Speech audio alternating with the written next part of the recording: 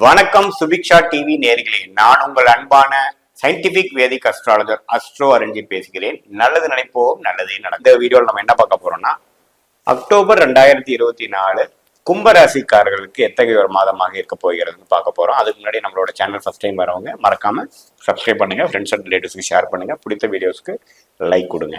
இப்போ பாத்தீங்கன்னா, ஜென்ம சனியால் அவதிப்பட்டு கொண்டிருக்கும் கும்பராசிக்காரர்களே, உங்களுக்கு ஆண்டு கிரகங்கள் மற்ற கிரகங்கள் எப்படி இருக்குன்னு பார்த்தா, சனி ராசிக்குள்ள இருந்து ஜென்ம சனி கொடுத்து கொண்டு இருக்கிறது. அதே சமயத்துல ராகு 2ஆம் இடத்திலும், கேது 8ஆம் இடத்திலும், குரு 4ஆம் இடத்திலும் நீடித்திருக்கிறார்.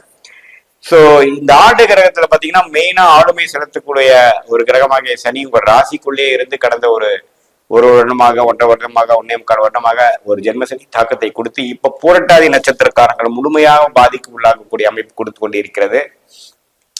இப்போ இந்த டைம்ல பாத்தீங்கன்னா, எந்த ஒரு புதிய முயற்சிகள் எடுப்பதும், சில விஷயங்கள் மனசை பாதிக்கக்கூடிய அமைப்புகள் கொடுக்கக்கூடிய அமைப்புகள், புதிய முயற்சிகள் எடுக்கிறது வந்து தவிர்க்க வேண்டும். ஜென்மசனி பூரட்டாதி நட்சத்திரங்களை பாதிப்படுது. சதய நட்சத்திரக்காரங்கள் கொஞ்சம் மெல்ல மெல்ல கொஞ்சம் ஒரு கிளாரிட்டிக்குள்ள வந்துட்டு இருக்காங்க. பட் உண்மையே பாத்தீங்கன்னா, ஒரு 6 மாசத்துக்கு கும்பராசிக்கு ஜென்மசனி நீடித்திருக்க போகிறது என்று நீங்க தெரிந்து கொள்ள வேண்டும்.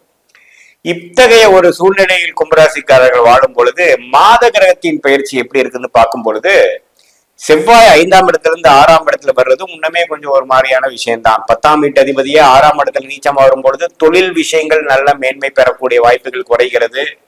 கொஞ்சம் அடித்தளமே ஆடுகிறதுங்கிற மாதிரி சில பிரச்சனைகளை விட்டுட்டு அடுத்த விஷயத்துக்கு வர வேண்டிய ஒரு ஃபவுண்டேஷன் கொடுக்கக்கூடிய அமைப்புகள் கொஞ்சம் கொடுக்குது. அதாவது ஒரு விஷயத்தை விட்டுட்டு இன்னொரு விஷயம் வரணும், இது நீடித்து பண்ண முடியாது, வேலை போகிறது, தொழில வந்து கொஞ்சம் முடக்கங்கள் அதிகமாகி இதுக்கு மேல இந்த பர்டிகுலர் டிவிஷன் நடத்துறது கஷ்டம்ங்கிற மாதிரி உங்களுடைய தசாபுக்திகளும் அவ்வளவு சிறப்பு இல்லாம போகும் பொழுது, கண்டிப்பாக அந்த தொழில் ஸ்தானாதிபதி ஆகிய செவ்வாய் 6ஆம் இடத்துக்கு நீச்சமா வரும் பொழுது அத்தகைய ஒரு பலனை கொடுக்கிறார். சுக்கிரன் உங்களுடைய ராஜோகாதிபதியாக சுக்கிரன் இதுவரைக்கும் 9ஆம் இடத்துல ஆட்சி பலத்தோடு இருந்தவர் அக்டோபர் 13ஆம் தேதி 10ஆம் இடத்துக்கு வந்து சில தொழில் மாற்றத்தையும் தொழில் விஷயத்துல ஒரு மேன்மையும் கொடுக்கக்கூடியது. அதாவது ஒரு சிலதை கொடுத்து சிலது வாங்க வேண்டியது, சிலதை முடித்துக்கொண்டு சிலது ஸ்டார்ட் பண்ணக்கூடிய அமைப்புகள் கொடுக்குது. அதே சமயத்துல சூரியன் 8ஆம் இடத்துல இருக்க சூரியன் 9ஆம் இடத்துக்கு வருவது இதுவரைக்கும் முடிவெடுக்க முடியாத ஒரு விஷயத்தை முடிவெடுத்து அடுத்தபடியான சில நடவடிக்கை எடுக்கக்கூடிய விஷயங்களை கொடுக்குது. புதன் 8ஆம் இடத்துல இருப்பதும் 9ஆம் இடத்துக்கு வருவதும் அதேதான். வேற இதுவரை கிணத்துல போட்ட கல்லுமாறு இருந்த விஷயத்துக்கெல்லாம் ஒரு விடிவு காலம், ஒரு டெசிஷன் எடுக்கக்கூடிய அமைப்புகள் உண்டு. அதே சமயத்துல 2ஆம் இடத்துல ராகு இருப்பது பாத்தீங்கன்னா, பண விஷயத்திலையும் ஒரு தடைகளும் வரவேண்டியது கைக்கு வந்தது வாய்க்கு வரவில்லைங்கிற மாதிரி ஒரு அமைப்பை கொடுக்கக்கூடிய அமைப்பு நீடித்திருக்கிறது. அதே சமயத்துல வெளிநாடு, வெளிமாநிலம் அது மாதிரி ஒரு செலவுகளுக்கு வந்து அதிகமாக செலவு செய்யக்கூடிய விஷயங்களும், வருமானம் வர்றதுதான் லேட்டாமையுடைய செலவு வந்து மிக அமோகமாக நடக்கக்கூடிய ஒரு அருமையான விஷயமாக இருந்து விரயத்தை எப்படி குறைக்க முடியுங்கிற மாதிரி ஒரு மன அலைச்சலையும் மன உளைச்சலையும் கொடுக்கக்கூடிய அமைப்பு கொடுக்குது. சோ இத்தகைய ஒரு சூழ்நிலையில பாத்தீங்கன்னா, ஜென்மசனியும் ஒரு 6 மாசத்துக்கு இருக்கும் பொழுது கொஞ்சம் பொறுமையா இருந்துதான் ஜெயிக்க முடியும். எடுத்தமா கவுழ்த்தமான எதையுமே செய்ய முடியாத ஒரு நிலைமை இருக்குங்க.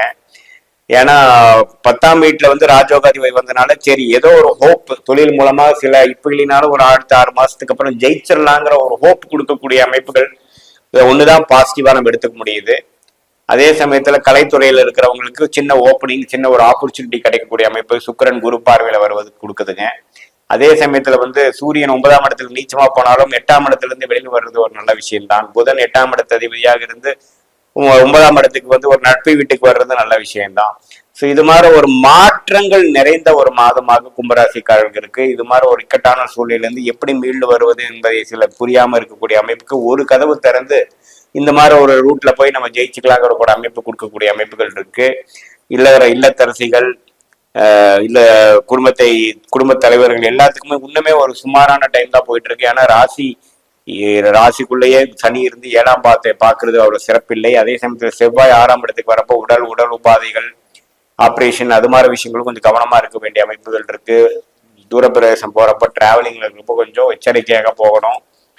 தொழில் அமைப்பு இந்த நேரத்துல தொழில் முன்னேற்றங்களுக்காக ஒரு முதலீடு செய்யறது அதெல்லாம் வந்து தவிர்க்கணும்.